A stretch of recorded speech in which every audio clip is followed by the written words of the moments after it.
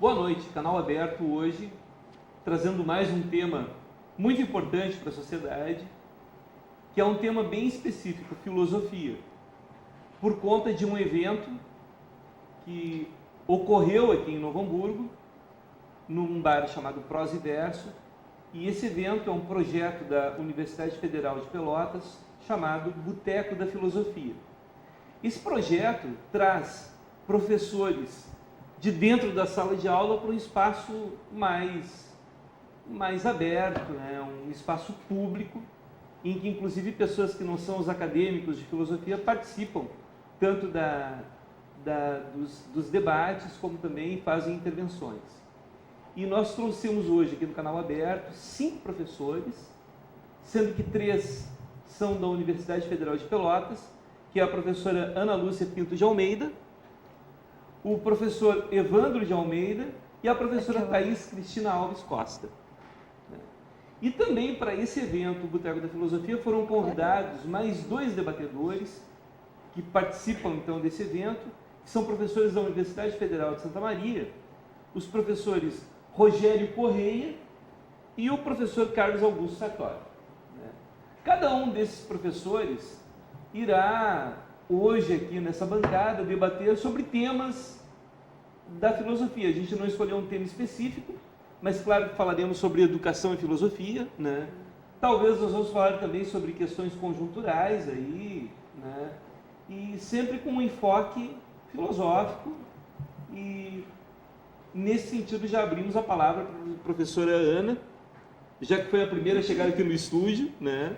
Para fazer sua apresentação, suas considerações iniciais e também falar a respeito do tema a ser debatido. O que ela trouxe para nós da disciplina dela enquanto professora da Universidade Federal de Pelotas. Muito boa noite. Boa noite, Fernando. Agradecemos o convite em nome da Universidade Federal de Pelotas, né? Eu sou a Ana Lúcia, sou formada em filosofia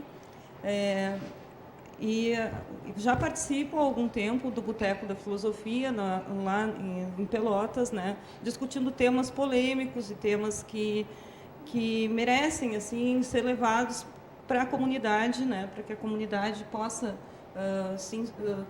tomar pé da situação das O projeto questões, iniciou que ano, né? professora, mais ou menos? Olha, não quero mentir, mas acredito que seja em 2014. A professora que toca esse projeto é a professora Flávia Chagas, né? E ela sempre busca assim questões que estão muito presentes e promove uma discussão entre pessoas de diferentes áreas, né, para que então a gente possa pensar mais amplamente o tema sugerido. Perfeito, é um evento itinerante, porque iniciou lá em Pelotas, depois ele foi se espraiando pelo Rio Grande do Sul inteiro. Foi, a gente no Brasil inteiro tem iniciativas desse tipo, né, mais conhecidas como café filosófico, né. Sim. Então a gente tem essa proposta também bem informal, que é o Boteco da Filosofia, que é um momento então da filosofia um pouco descer do seu salto, já dando uma provocada aqui, né? Descer do seu saltinho e alcançar a comunidade, conversar com a comunidade, buscando então esse aprofundamento das temáticas que estão no cotidiano das pessoas, assim. Perfeito. Professor Evandro de Almeida, o senhor também vai participar, então, está participando desse grande projeto aí em várias cidades. Então, eu sei aqui que nós tivemos aqui, né, esse projeto ele está aqui em Novo Hamburgo vinculado ao Polo da Universidade Aberta do Brasil, já que a filosofia aqui em Novo Hamburgo é um curso à distância, um EAD, né, do qual eu tenho a honra de ser acadêmico, né, eu estou aprendendo muito, vai ser a minha 3ª faculdade, né, e o que as pessoas se enganam às vezes do conceito de EAD é que na nossa situação enquanto acadêmicos e acadêmicas de filosofia aqui de Novo Hamburgo, a nossa situação é muito difícil, é muito complicada, porque é muita matéria, né? Nós temos uma instituição, que é uma universidade federal, que por si só exige muito do aluno, né? Então, quem pensa em fazer, eu vou fazer uma faculdade à distância, né? Tem a questão da facilidade, né? De tu não precisar te deslocar até uma universidade, né? Questão de trânsito, de deslocamento, de estacionamento, né? De todo esse problema dessa questão da mobilidade. Mas o ponto positivo é que tu meio que administra o teu tempo para estudar, né? E como é que funciona em relação ao professor, para ser um professor de EAD, que tem essa missão? Ela é árdua também. Né? Exatamente. Boa noite, Fernando. Boa noite, colegas. Eu acho que esse o ensino EAD em certos aspectos, uma abertura e democratização também dessa possibilidade do ensino. E ela traz, obviamente, os mesmos desafios para os alunos são levantados em relação ao professor. Porque você tem uma nova dinâmica de ensino, mas, ao mesmo tempo, você tem a oportunidade de alcançar aqueles que muitas vezes não têm a possibilidade de estar numa universidade pelos diferentes motivos. Então, esse tipo de acesso, especificamente falando do nosso curso à distância, são aproximadamente 1.400 alunos, são muitos alunos. Então, a gente tem uma demanda muito grande de atividades, não é? Como tu bem disseste, são bastante conteúdo. E, ao mesmo tempo, os professores também passaram por um processo de formação e aperfeiçoamento em relação a essa ferramenta. Então, isso eu acho que é interessante, porque é uma maneira da gente conseguir alcançar um espaço maior de contato com os alunos, oferecer uma dinâmica de ensino que é extremamente atraente, não é? A gente vive numa era da tecnologia. Então, acho que nada melhor do que usar isso como uma ferramenta de apoio em relação a essa formação. Então, eu acho que esse é um desafio conjunto, tanto em relação ao aluno quanto o professor, porque, obviamente, ele precisa fazer esse tipo de formação mais aprofundada, de ensino mais qualificado. Então, eu acho que essa dinâmica, eu acho que ela é extremamente benéfica, tanto para o curso, quanto para a universidade e especificamente para a comunidade em geral. A comunidade acadêmica é quem ganha mais um espaço onde pode estar se especializando, estar se aperfeiçoando nos mais diferentes cursos. Não é? Professor Evandro Barbosa, aqui no início do programa nós estávamos comentando a diferença de estar numa sala de aula e de estar na frente de uma câmera, né? Ali falando. O senhor no início sentiu a diferença? Era uma coisa meio estranha? O que nós comentávamos há pouco é exatamente isso, porque essa é a diferença entre você, quando você está no ensino presencial, você tem os alunos ali que a todo momento fazem interferências, você tem um contato mais direto. E no ensino à distância, quando você, por exemplo, grava uma videoaula, é você em um vídeo e uma câmera, e você está falando para quem vai em algum momento assistir essa aula, e você imagina toda a dinâmica e interação que você vai ter. Então, realmente, é um processo Se bem que de aprendizagem. Pela webconferência funciona mais ou menos como numa aula, né? Porque a webconferência, daí o aluno já vai ali, digita a pergunta e daí o professor já responde ali. Né? Esse é um segundo momento interessante, porque a gravação da videoaula é uma espécie de um momento em que você apresenta o conteúdo ao aluno. E as webconferências é exatamente o momento de interação e esclarecimento em relação a esse conteúdo. Então, eu acho que há essa interação no devido momento. Perfeito. E ela acontece de modo extremamente aceitável, assim, não é? Perfeito. Professora Thaís, nessa mesma linha, assim, é bom a gente levar essas informações para o telespectador, para a telespectadora, para aquele aluno que tem interesse, né, ou que não tem um curso específico nas universidades aqui da região, que é o caso da filosofia, né, e também aquela pessoa que já tem uma formação e quer uma segunda formação e opta, então, pelo ensino à distância.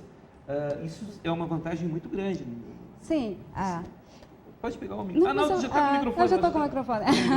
Perfeito. Sim, não, me fazendo das palavras do Evandro, né, que a educação à distância, ela veio trazer também uma democratização do acesso, né? Você vê que a gente ultrapassa essas barreiras geográficas, né? Imagina, por exemplo, o aluno ter que sair da sua cidade, ir para um grande centro para procurar uma educação, um ensino superior gratuito. E hoje o EAD a gente tem, por exemplo, na filosofia, na UFPEL, são 19 polos. 19 polos, em sua grande maioria no interior, né? São, na verdade, mais de 1.500 alunos, e já dando um spoiler, a gente vai abrir 530 vagas agora no segundo semestre de 2017. Então, Para diplomados ou Não, vai ter processo vai ter, seletivo? na verdade, primeiro se abre para o Vestibular. e aí depois para os diplomados. Aí vai depender, na verdade, da procura Perfeito. do vestibular. Mas a gente vê que é um tipo de educação que está se popularizando, na verdade. A gente já tem educação à distância já há algum tempo, né? Imagina que no início era através de cartas, Sim. era programas de rádio, e aí com a inserção dos computadores na O educação. antigo Instituto Universal Brasileiro, que era por Exato. correspondência. Né? Pois é. E hoje com a internet a gente tem com o advento da tecnologia, a gente consegue ter uma universidade com curso de qualidade, que a gente consegue ter uma comunicação muito interessante com o aluno. Perfeito. Então, a educação à distância, ela veio trazer esses benéficos assim, do acesso, né? E de ultrapassar essas... Perfeito. A gente fez essa pequena introdução aqui sobre educação, até porque até para levar essa informação mesmo. E claro que depois cada um o senhor e as senhoras vão poder entrar no tema específico do debate mesmo, que vai para o Boteco da Filosofia. Mas eu gostaria de saudar também, agradecer as duas instituições, a Universidade Federal de Pelotas e a Universidade Federal de Santa Maria, por ter disponibilizado os profissionais para estarem aqui na Vale TV, aqui no Vale dos Sinos. E os professores, o professor Rogério Correia e o professor Carlos Augusto Sartori, da Federal de Santa Maria, esses dois professores, eles vêm trazer um tema específico. Eu até vou colocar, eu vou ler aqui, né, o tema do professor Rogério, que é linguagem pejorativa, injúria. Esse tema que o senhor trouxe, então, para esse debate no Boteco da Filosofia. Como é que funciona essa temática? Boa noite, Fernando. Boa noite aos colegas também. Antes de responder a tua pergunta, você me permite fazer uma pequena observação da nossa participação nesse evento, que é um evento organizado pela UFPEL, né? Bom, o Boteco é um evento, vamos dizer assim, aberto para a comunidade não acadêmica em especial, né, para que as pessoas tenham acesso a discussões filosóficas. E nessa oportunidade, o que aconteceu é que o UFSM, o Departamento de Filosofia, oferece um curso de especialização em ensino de filosofia, né? E, por coincidência, nós temos o curso, um polo aqui em Novo Hamburgo também. Nós temos uma turma aberta aqui. Então, casou a oportunidade de nós podermos participar juntamente com os professores da UFPEL dessa edição do Boteco. No meu caso, em particular, eu vou falar um pouquinho no Boteco sobre um tema que eu venho pesquisando já há uns 2 anos, que se chama a linguagem dos pejorativos. O que é basicamente a linguagem dos pejorativos? É uma discussão do ponto de vista da filosofia da linguagem, da linguística, acerca do funcionamento de determinadas expressões que todos nós, em algum momento da nossa vida, usamos ou usaremos, né? Ou que expressões são essas? São expressões como, por exemplo, ofensas, né? Injúrias, sejam elas injúrias raciais, injúrias sexuais, injúrias religiosas, e palavrões, né? Então, a minha fala, hoje à noite, eu vou explicar um pouquinho sobre como é que funciona esse universo, do funcionamento desses termos, do ponto de vista da linguagem. Ele é um tema que pode ser abordado tanto do ponto de vista da ética quanto do ponto de vista do direito, mas no meu caso, a minha investigação, que eu venho desenvolvendo há 2 anos, é do ponto de vista do significado desses termos. Então, é uma investigação do ponto de vista da filosofia da linguagem ou da linguística. É isso, Fernando. Perfeito, perfeito. E nós temos também o professor Carlos Augusto Sartori, que ele vem falar sobre justificação epistêmica. O senhor pode explicar como é que é, o que significa, qual é esse... Sim. Boa noite, Fernando. Boa noite, colegas. Bom, antes eu gostaria de fazer uma outra introdução, pegando algumas coisas que os colegas falaram aqui, que é o seguinte: o colega Rogério falou que nós estamos trabalhando num curso de especialização em ensino de filosofia. Isso é importante marcar, por causa da democratização que os nossos colegas falaram, não é? A nossa clientela é constituída por professores que estão atuando nas escolas, mas que não têm a formação em filosofia. Então, esse EAD é a oportunidade que eles têm de acessar a formação específica desses conteúdos para trabalhar com os alunos, não é? E me agrada particularmente, e aceitei de bom grado por isso, o convite de participar do Boteco, que é uma ocasião que nós também, como profissionais da filosofia, saímos dos nossos lugares de conforto para conversar com pessoas que não são iniciadas. E isso eu acho que é muito importante neste momento particular que nós estamos vivendo no nosso país. Muito bem. O problema da justificação epistêmica diz respeito às razões que nós temos para pensar que aquelas coisas em que nós cremos são verdadeiras, não é? Então, diz respeito à nossa racionalidade. Então, num momento tão polêmico em que a gente está vivendo, de polarização de posições, seja políticas, sejam posições religiosas ou de qualquer ordem, cabe, eu acho, levar as pessoas justamente esse questionamento se eles estão buscando verdades ou se eles estão apenas buscando embates, não é? É sobre isso, então, que eu trabalho, né? Sim, perfeito. Se vive um momento difícil, principalmente por causa dessa questão da polarização, né, dessa mania que as pessoas têm de compartimentalizar, né? Fulano é isso, fulano é liberal, fulano é conservador, eu sou conservador, a gente ouve às vezes as pessoas falando, né? Eu sou isso, eu sou aquilo. E no momento que tu assume uma posição dessas, né, seja qual for, te impede de ter uma visão ampla. Eu sempre lembro de uma frase de um grande penalista chamado Enrico Ferri, que quando um liberal ele expõe as suas convicções, ele é digno de todo respeito. Da mesma forma, o conservador, quando ele despretensiosamente coloca as suas crenças, né, para fora, ele também precisa ser respeitado. Mas é do choque dessas duas contradições que a verdade jorra luminosa. Isso é o que fala esse teórico, né, do direito penal. E às vezes a gente vê a coisa tão fechada, as pessoas estão fechadas em guetos, em tribos, que não se permitem um debate mais amplo, né? Eu acho que a iniciativa uma iniciativa dessa, no Boteco da Filosofia, e pioneira aqui em Novo Hamburgo, pelo fato de ter professores, não sei se em outras cidades teve esse movimento, assim, né? A riqueza desse debate de 5 pessoas que têm expertise na área, que vão lá, né, debater, aprofundar, e não deixar o debate nessa coisa rasa, superficial, que a gente vê muitas vezes até nas redes sociais, e que vê muitas vezes nos noticiários, nos órgãos de imprensa, né? A gente brinca muito aqui, que nós somos a média mídia aqui, né? Tem a grande mídia, né? Aqui nós temos a média mídia, sabe? A gente não tem essa visão da grande mídia que daqui a pouco toda ela está pendendo para um lado, daqui a pouco já começa a pender para o outro lado. Como é que se vê isso, professora Ana? Como é que... Não, é bem complicado não se posicionar. Eu penso assim, a gente até conversou sobre isso lá em Pelotas, como é que vai ser esse boteco, vai ser tranquilo.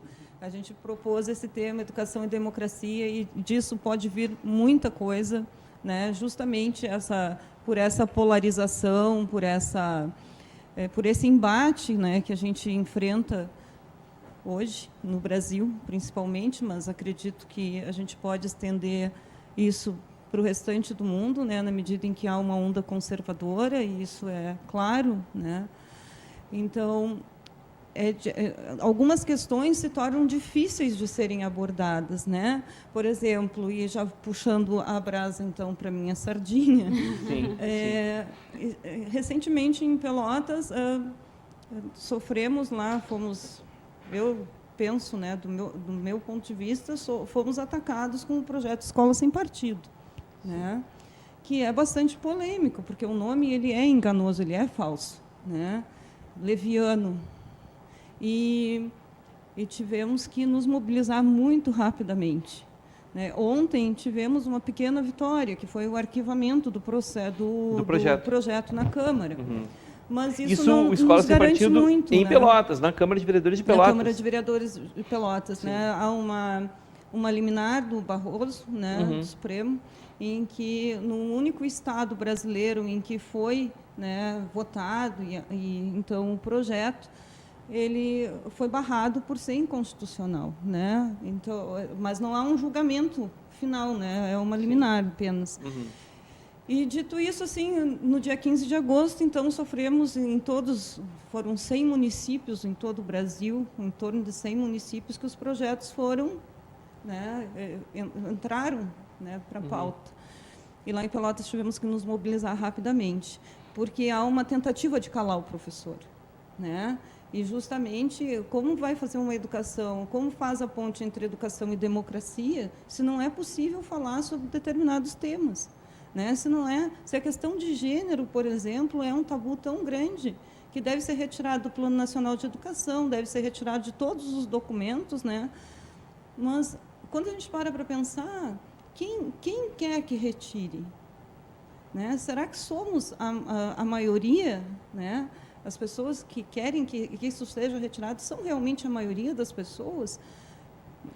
É bem complicado, nós vivemos um momento muito complicado. E como professores, acho que a gente vive muito, né? Só fazer uma observação, o professor perguntou, eu posso contribuir? Na realidade, isso aqui não é um fala, depois o outro fala. O tema né, pode ter intervenção, sem problema. Professor, por favor. Me permita essa intervenção, não é? Mas esse assunto sobre a escola sem partido, ela é um absurdo total. Primeiro porque ela parte de uma concepção completamente distorcida do que seja educação, né? Nós poderíamos dizer que existe um tipo de educação que é uma educação fechada, que é a educação que é a família que dá. Né? A família ensina valores, a família ensina suas tradições, etc, etc. Mas o papel da escola é justamente discutir tudo isso, não é?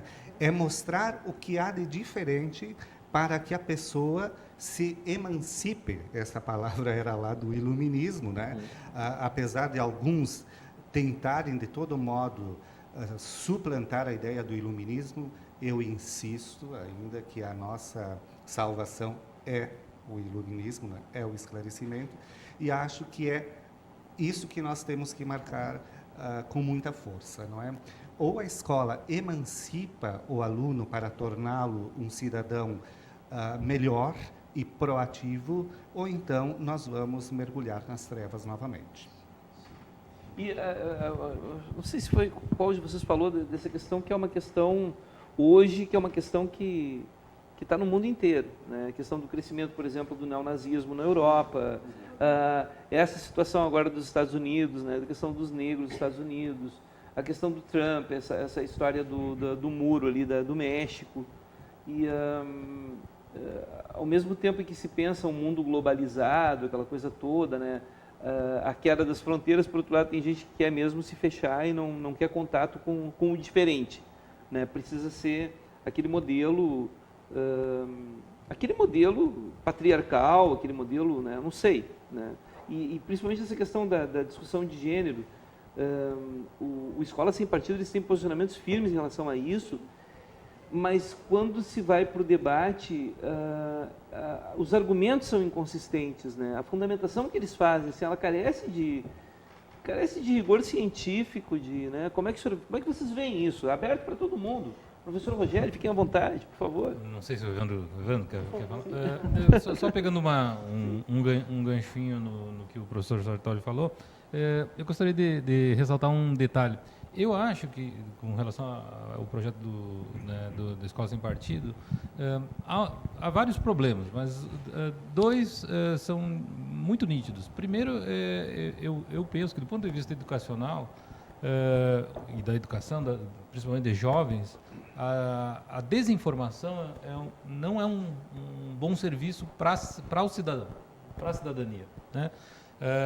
Cultivar a ignorância, né, não faz com que a nossa população melhore em termos de cidadania, né? Então, nós podemos pegar um exemplo muito básico. Por exemplo, um exemplo que provavelmente todos aqueles que têm filho tenham passado por isso, seja de maneira caricata ou não.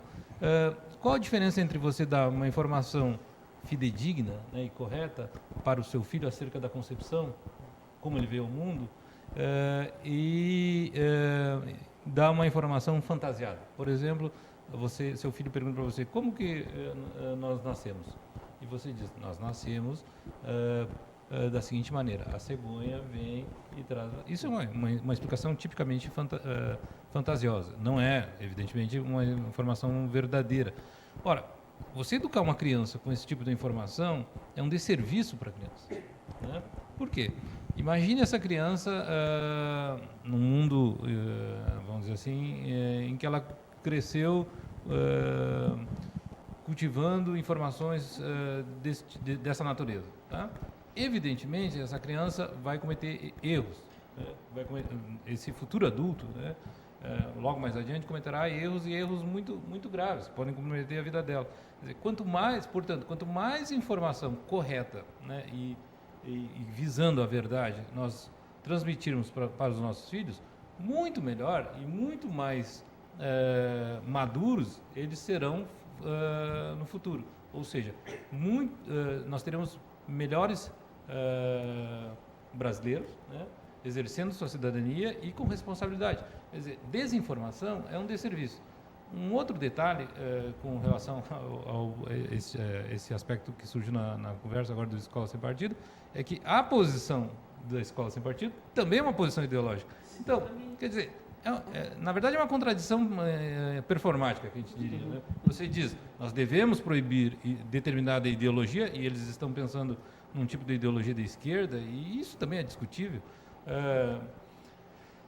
na sala de aula, mas eles também estão partindo de um pressuposto ideológico. Quer dizer, então não tem o mínimo sentido. Eu contraponho uma ideologia com outra ideologia, e a troco de que a minha ideologia é melhor que a sua. Então, na realidade, sim, até porque a gente está chegando agora no momento do... Então, eu já vou deixar essa provocação para o segundo bloco, que assim, da maneira que me parece que os adeptos da Escola Sem Partido, a fundamentação que eles colocam, é que parece que os professores, eles são fabricantes de militantes de esquerda. Parece que é uma fabricação em série. Assim, o aluno entrou ali, ele vão fazer uma lavagem cerebral, ele vai apoiar a Venezuela, ele vai apoiar a Coreia do Norte, ele vai apoiar todos os homossexuais, Aí, tem aquela crítica em relação a uma parada, polemizando mesmo, crítica em relação a uma parada gay, que é o fim da picada. Claro que se cometem excessos, sabe? Em todos os lugares, em todas as festas. Se cometem no carnaval, se cometem em tudo que é lugar. Mas usar um detalhe de uma manifestação ampla, assim, para descaracterizar o movimento como um todo, né? Será que isso não é mais danoso, né? Não, e é interessante, quando a gente começou com a discussão, né, da Escola Sem Partido, eu fui ler o projeto de lei, e quando você começa a ler o projeto de lei, são alguns poucos dispositivos, e o que consta ali, grosso modo, enquanto os dispositivos, é só assim não influenciar o estudante, escolas confessionais, os pais têm que autorizar se vai apresentar uma posição ou não. A princípio, parece que ela está sendo imparcial. E logo a seguir tem a justificativa. E a justificativa é um circo de horrores, assim, porque a justificativa você vê exatamente o quanto ela é tendenciosa. Enquanto você tem dispositivos legais ali que aparentemente são imparciais, né, que quer, na verdade, garantir que não haja essa influência, a justificativa é exatamente isso, vamos criar esquerdistas e tudo mais. E me parece que, até a sua fala anterior em relação ao crescimento do conservadorismo, né, me parece exatamente uma reação, porque na medida em que a diversidade ela se afirma, né, o diferente se afirma, a consequência disso é exatamente que o conservadorismo se aflora. E um outro projeto de lei que é interessante, né, que é chamado do Estatuto da Família, ao contrário da Escola Sem Partido, que nos dispositivos aparentemente são imparciais, ela deixa muito claro a posição de homem, mulher, casamento é homem, mulher, o que pode, o que não pode, então vamos dar preferência à família, evitar gravidez na adolescência, evitar uma série de outras coisas. Então, assim, me parece um absurdo muito Às vezes grande. fazem referência até à pedofilia, né? Que é uma coisa absurda, né? Uma coisa, né? Então, E aí você vai vendo o direito enquanto Sim. resposta, né? sim. O direito. Infelizmente, a gente vai ter que fazer um pequeno break aqui para os nossos apoiadores culturais. Retornamos no segundo bloco, mais debate sobre educação e filosofia.